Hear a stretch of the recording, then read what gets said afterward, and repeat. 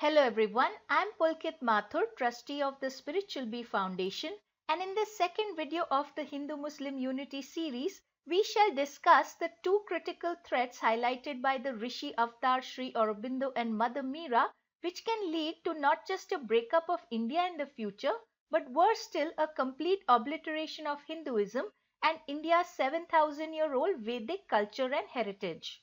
The first of these threats, as Sri Aurobindo has highlighted, is the cancer of communal hatred. This hatred, as we know, has already led to the partition of India into India, Pakistan and Bangladesh.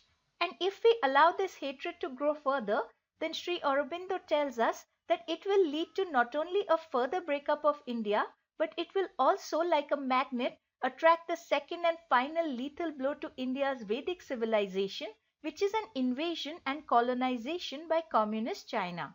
Furthermore, the breakup and resubjugation of India would not just be a catastrophic event for us Indians alone, but as Sri Aurobindo points out, it would in fact be a shattering tragedy for the whole world. A tragedy which would plunge the whole world into a prolonged period of spiritual darkness, as India's precious knowledge of Vedanta, which is required for the spiritual upliftment of the whole world into Satyug, into an era of peace and unity, got destroyed by the disunity and narrow-minded foolishness of her own people. The divinely ordained role of India to be Jagat Guru or spiritual guru to the whole world would then be forever lost. So in this video, we shall dive deep to educate ourselves about these two threats and examine the solutions offered by Sri Aurobindo and Mother Mirra to eradicate them so as to safeguard India and its Vedic heritage. Now, while doing so, we will also, towards the middle of this video, take a turn to educate ourselves about the real meaning of the term Sanatana Dharma. This term is used in India a lot, but few people seem to understand what it really stands for. So let us begin, and we start with the threat of communal hatred and try to understand in depth the danger that this threat poses to India and its Vedic Sanskriti. And to do so, we travel to the time of India's partition in 1947, when India was broken up into India and Pakistan. In the years leading up to the partition, due to the British policy of divide and rule, the animosity between Hindus and Muslims had been growing steadily, so much so that as the hour of India's freedom from the British rule approached, many Muslims began to demand a separate country for themselves. They had come to wrongly believe that when India would become a free and democratic nation, Muslims would still not enjoy equal rights in a Hindu-dominated nation, and therefore they needed a separate country of Pakistan to prosper. Furthermore, because many deadly communal riots had already broken out prior to the partition, the Hindus too gave in to the Muslims' demand, falsely imagining that a partition would somehow calm the storm of communal hatred and lead to peace and stability. Thus, India came to be partitioned into India and Pakistan. Sri Aurobindo, however, had throughout strongly opposed the idea of partitioning India along religious lines and had from the start championed the cause of Hindu-Muslim unity. The Avatar could clearly see that a partition of India, far from bringing prosperity and peace to India and Pakistan, was in fact sowing the seeds of great future crises. With the passage of 70 years of history, we are today in a position to appreciate how true Sri Aurobindo's perception has been. Muslims, for one, are certainly not prospering in Pakistan. Shias and Ahmadiyas in Pakistan are in fact being butchered by the Sunni Muslims. Baluchistan, a province of Pakistan, is threatening to separate. So clearly, creating a nation for Muslims only to prosper has not worked. India, even though it remained democratic, too has not escaped unhurt. The constant wars with Pakistan, along with Pakistan's support of terrorism within India, has created a divide between the Hindus and Muslims living within India, putting India's own integrity and sovereignty at risk. Sri Aurobindo, being a Rishi Avatar, had clearly foreseen all these problems and many more even worse dangers and catastrophes to come. So let us examine in detail what these future dangers foreseen by Sri Aurobindo and Mother Mirra are. In a message delivered on 15th August 1947, the eve of not just the partition of India, but also of India's independence from British rule, Sri Aurobindo warned, India today is free, but she has not achieved unity. The old communal division into Hindus and Muslims seems now to have hardened into a permanent political division of the country, meaning that the simmering communal tensions between Hindus and Muslims, which had been stoked heavily by the British with their policy of divide and rule, these simmering communal tensions had now grown so large that they had resulted in the breakup, that is, in the political division of India into two separate countries, India and Pakistan. Later, Pakistan itself was broken up into Pakistan and Bangladesh. Sri Aurobindo goes on to say that it is to be hoped that this settled fact will not be accepted as settled forever or anything more than a temporary expedient, meaning that the people of India, Pakistan and Bangladesh should not accept the partition of India as a settled permanent fact which should hold true for all future. Instead, Sri Aurobindo says that we must think of the partition as only a temporary disruption and try our best to reunite. It is a sad fact, however, that more than 70 years after Sri Aurobindo made this call for unity, the people of India, Pakistan and Bangladesh have failed to listen and have come to accept the partition of India as a settled permanent fact, which can never be undone. West and East Germany have united, the European Union has formed, but we have continued to perpetuate divisive ideologies and have shunned unity. Sri Aurobindo further warns, for if the division, that is the division of India into India, Pakistan and Bangladesh lasts, India may be seriously weakened, even crippled. Civil strife, that is communal violence and civil war, may remain always possible. Now we can see how prescient this warning that Sri Aurobindo gave on 15th August 1947 has proved to be. For as soon as the partition of India was announced in 1947, a great civil war between the Hindus and the Muslims erupted, in which more than 1 million people, including children, were butchered to death. 70,000 women were raped, and 15 million people lost their homes and livelihood due to forced displacement. Some British soldiers who had lived during that time and who had also witnessed the Nazi death camps have gone on record to state that the brutalities committed during the partition were of an equal if not worse kind. Pregnant women had their breasts cut off and babies hacked out of their bellies. Infants were found literally roasted on spits. This happened to both Hindus and Muslims. Each community butchered the other. So when people in India today foolishly and unthinkingly call for all Muslims in India to be sent to Pakistan, or for India to become an exclusively Hindu nation where neither Muslims nor Christians nor Sikhs nor Buddhists nor any other community can enjoy equal rights, this is the type of brutality that they are unthinkingly wishing upon the nation. In their misguided emotional fervor, they do not realize the extent of the horror that they are inviting upon themselves and upon others. If we do just a rough calculation, then we will see that at the time of partition, India's population was 390 million. Today it stands at 1.3 billion. Therefore, if a new civil war were to erupt within India today, the scale of the brutality would be at least 3 times worse. We are looking at 3 million Hindus and Muslims who will be killed and over 200,000 women raped. And this is just taking Hindus and Muslims into account. But if India were to be declared a nation exclusively for Hindus, a similar violence would erupt amongst Hindus and Sikhs and Hindus and Christians, for example. So do we really want such a horrific fate to visit our nation? We absolutely don't. For we Hindus, Muslims, Christians, Buddhists and Sikhs of India are all descendants of such great rishis who even in the most ancient of times had such a deep heart of empathy that they could not see even an ant go hungry and would leave for it a little morsel of their own food every day. This is our shared ancient heritage of compassion, love and empathy for all, including the lowliest of creatures. But unfortunately today, our grotesque actions of communal hate are steadily sullying our rishi heritage, so much so that these actions of hate are jeopardizing India's role in the world as Jagat Guru. We ourselves are becoming the enemies of our own great future. The situation in fact is so dire that the mother once sadly remarked that it is becoming necessary to save India from Indians themselves. And so it is crucial that we work to first and foremost tackle the internal threat and cancer of hatred and animosity that is fostering within us. Only then can the golden future of India as Jagat Guru, which both Mother Mirra and Sri Aurobindo, as well as other rishis such as Pandit Sri Ram Sharma Acharya have strongly emphasized, only then can this future manifest.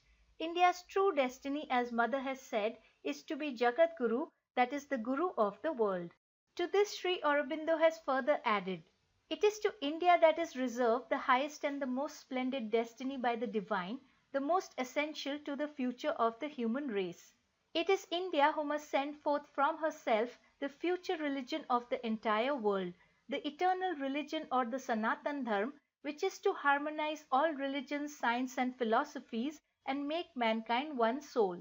It was to initiate this great work that Bhagwan Ramakrishna came and Vivekananda preached. Now, having heard these profound words of both Mother and Sri Aurobindo, let us pause here for just a moment to absorb their significance by making note of one specific phrase of Sri Aurobindo's, to harmonize all religions, science and philosophies. This is the goal of the Sanatana Dharma. Here we must note that by the word Sanatana Dharma or eternal religion, Sri Aurobindo is not referring to the ritualistic portion of Hinduism like going to temples or doing pujas or putting a tilak on the forehead. Many people confuse the word Sanatana Dharma with Hindu rituals, but Sanatana Dharma actually means the eternal spiritual truths which are outlined in the Upanishad section of the Vedas. It is only in the light of these spiritual truths that the major religions of the world as well as science can come together under one umbrella and find a harmonious unity. This is what Sri Aurobindo is emphasizing, and this is also the same truth that has been outlined by Swami Vivekananda. So what are some of the eternal truths which stay Sanatan, that is, they stay the same forever regardless of time and circumstances? Let us briefly visit a few of them to enhance our understanding. The first ones that come to mind are Sarvam Khalvidam Brahma and Pragyanam Brahma. This world is pervaded by God, who is of the nature of consciousness. Consciousness and not matter thus is the ultimate reality. It is the substrate of consciousness from which springs the entire universe, including all matter and living beings. Both science and religion are in fact searching for this one ultimate unifying substrate which is the source of everything. The only difference being that religion has found it first and has called this substrate God, while the search of science is still incomplete. So it is in the profound Vedantic truths of Sarvam Khalvidam Brahma and Pragyanam Brahma that we immediately get a unity between science and religion. They no longer need to be at odds with one another, trying to pull each other down, but can finally harmonize. Another profound Sanatan truth is I am Atma Brahma. The soul of every person, regardless of whether they are Hindus, Muslims or Christians, is divine because it is part and parcel of God Himself. Therefore, when we hate and kill each other in the name of religion, simply because the other person differs from us in his ways of worship or in the form of his Ishta or chosen deity, this is actually the real act of blasphemy or of insulting God who dwells within each person's soul. Some other Sanatan truths are Ekam Eva Dvitiyam. There is only one God whose nature is consciousness and bliss. And Ekam Sat Vipra Bahuda Vadanti. Although God is one, the paths or religions to reach Him are many. And so it is only in the unifying light of these Vedantic spiritual truths that the various religions of the world can not only find acceptance and validity, but also reach a harmony. So these are some of the Vedantic truths from the Upanishads which constitute the real Sanatan Dharma. And it is these truths which the Indian people have been given the sacred responsibility of preserving for the benefit of the world so that the world can ascend to the state of unity and peace of Satyug. We must, however, understand that these truths of the Sanatan Dharma cannot be preserved if we merely leave them locked up inside books and fail to reflect them in our day-to-day actions. If we continue to remain disunited amongst ourselves, blinded by hate, narrow-mindedness and distrust of each other, then we cannot discharge the responsibility of preserving the Sanatan Dharma that the divine has entrusted us. Because when we ourselves cannot live in peace and harmony with each other, then with what authority shall we go about preaching the oneness of the soul and God to others in the world? Who will listen to us? Absolutely nobody. People will immediately say, if your Vedas and its Vedanta teachings are so great, if your Rishis and your Vedic Sanskriti is really so great, then how is it that you yourself could not practice oneness of soul with each other? Why did you butcher millions? Why did you allow India to break up? For this reason, Sri Aurobindo has cautioned that before India can assume the mantle of Jagat Guru, it is we Indians ourselves who will first and foremost have to change our own natures and become new men and new women with new hearts. Note the word new hearts, meaning that we will first have to manifest love instead of hate in our hearts. We will, so to speak, have to be born again. We will have to overcome our prejudices, our hatred of each other over petty religious and linguistic differences, and unite. Only then can the Sanatana Dharma be truly preserved in the actions of us Indians, and only then will the teachings of the Sanatana Dharma spread in the world and usher in the descent of Satyug. And it is only then that India will become Jagat Guru. But if the people of India continue to foolishly pursue vote bank politics, if they persist with their divisive demands of a Hindu-only nation and the removal or extermination of all Muslims, not only will India never become the Jagat Guru of the world, but worse still, Vedanta and consequently Hinduism, which is based upon Vedanta, itself will be wiped out from the face of this earth. This is not just a hyperbolic statement. Sri Aurobindo has outlined the precise scenario under which our vicious communal hatred will set into motion events which will ultimately cause Hinduism and the Vedic Sanskriti to vanish from India. In the second part of his 15th August message, Sri Aurobindo has said that not only are further civil wars possible within India, but beyond these there is an even greater danger lurking, that of a new invasion and foreign conquest. And this foreign conquest will potentially be so brutal that it will wipe out the whole of the Vedic culture and its spiritual knowledge. What Sri Aurobindo means is that if we weaken ourselves via mutual hate and suspicion and push our country into the burning pit of a civil war, then it will be very easy for a foreign nation to subjugate us and put us back under slavery. There is a story in the Panchatantra which highlights this truth. A hare and a pigeon were once fighting over who got to occupy a cave. A cat passing by offered to mediate and ended up resolving the problem by eating them both. And this is the exact same fate that we too are inviting with our shallow and vile communal preoccupations. Because today the foremost country which will be tempted to play the role of the cat and consume us will be communist China. There are other nations as well who will be tempted to take advantage of our weakened situation, such as Russia and the United States, but the foremost will be China. For the expansionist policies of communist China, who shares a border with India, are quite evident. China has already gobbled up Tibet and is making inroads into Nepal. China is also trying to lay claim to the eastern Indian state of Arunachal Pradesh. It is thus making steady advancements along India's northern border. And that's not all. While Indians remain preoccupied with communal vote bank politics of Ram Mandir, beef, love jihad, as well as with the politics of Muslim appeasement, both of which are designed to pit Hindus and Muslims against each other, China is quietly implementing its plan to encircle India militarily.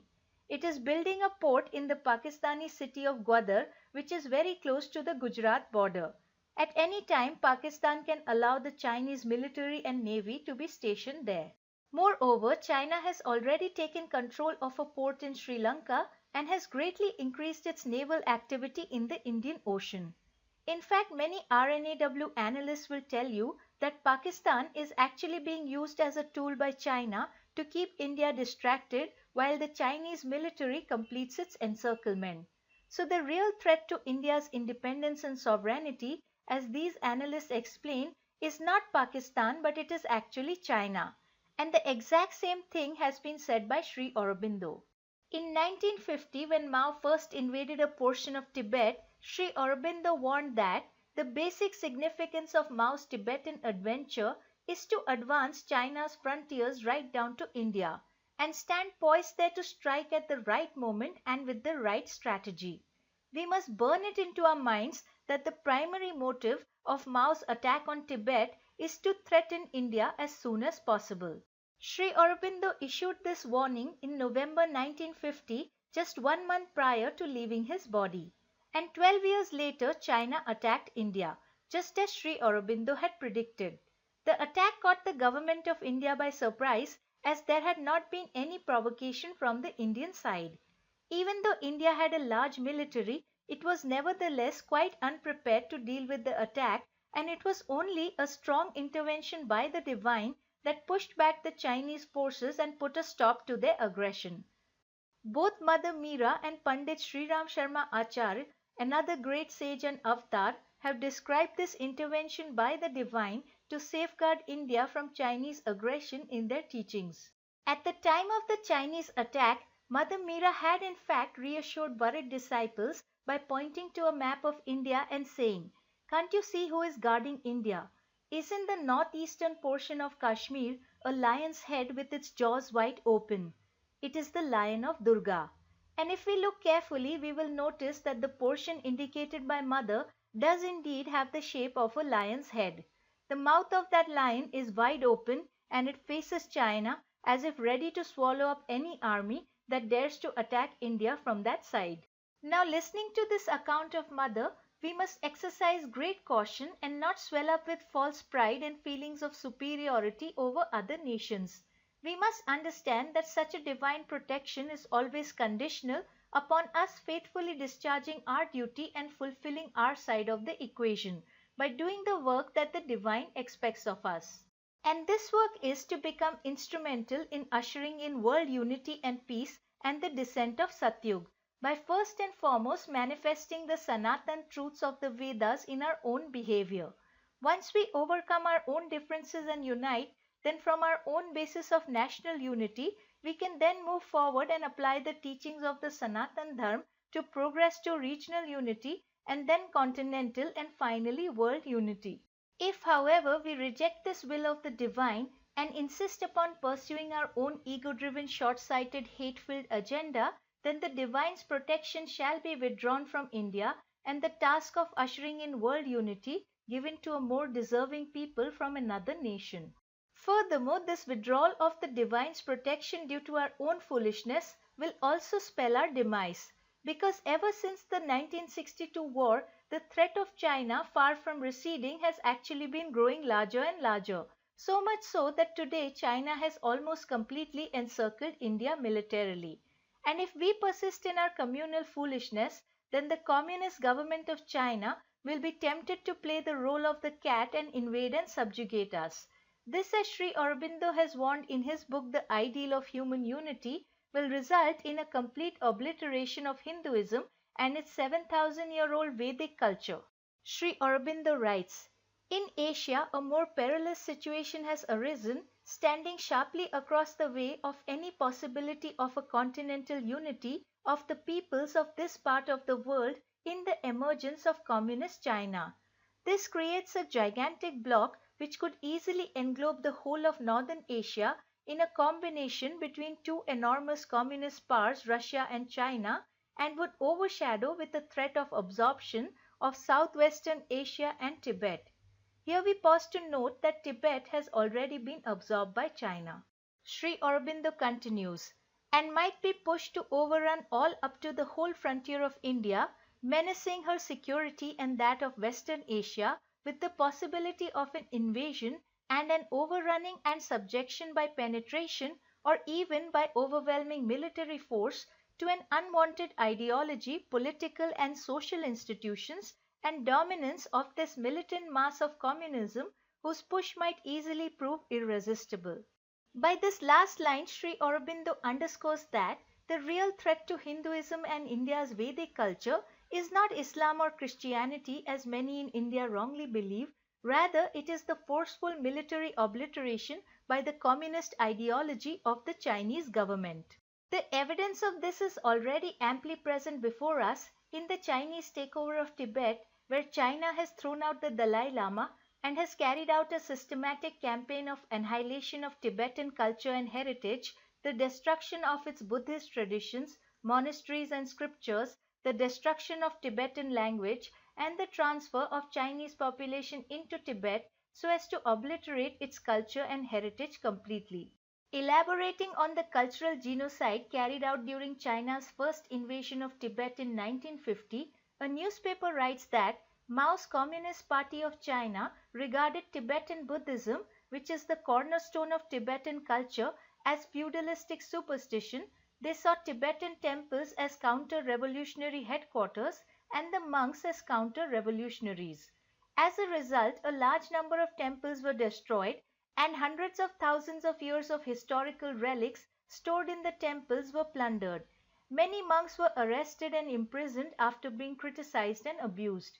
Tibetan lives were threatened, their culture was destroyed, and their religious beliefs were also on the brink of extinction.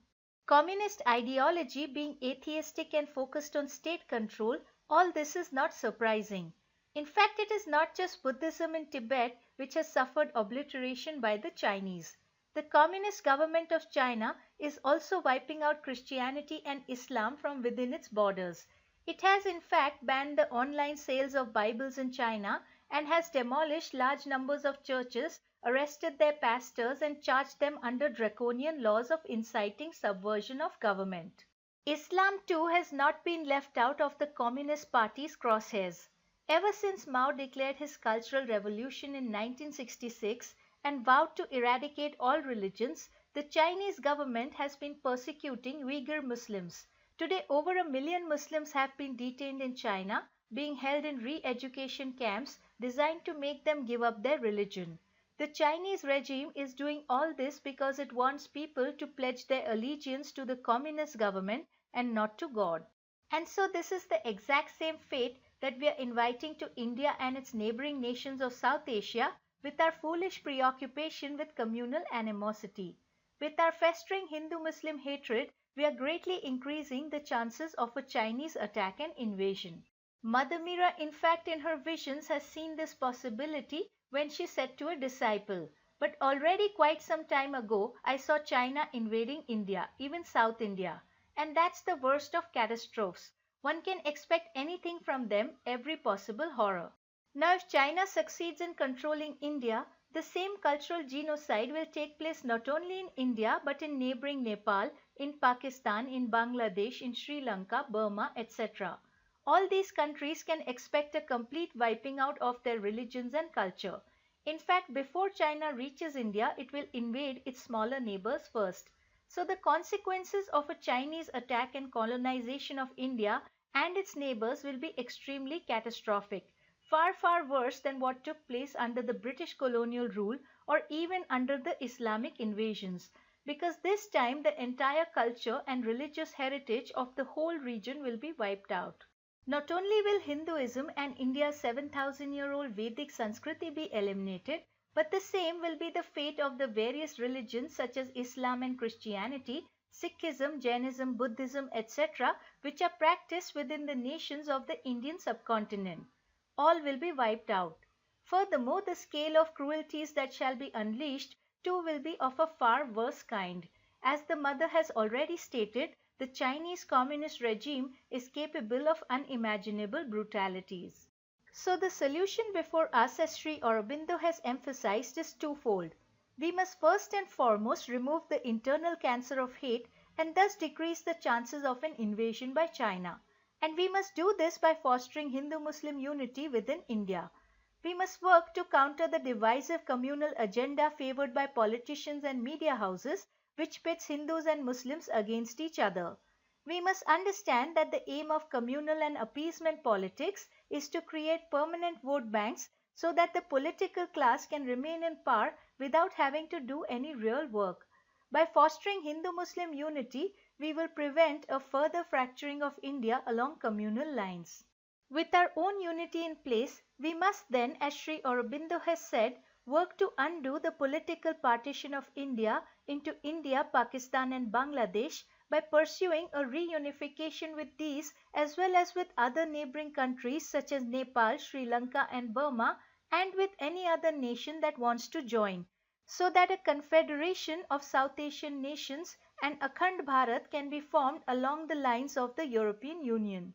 Once a strong united front against China develops, the risk of a Chinese attack will diminish even further and the possibility of a pan-Asiatic unity, and from there a progression to world unity will increase by leaps and bounds.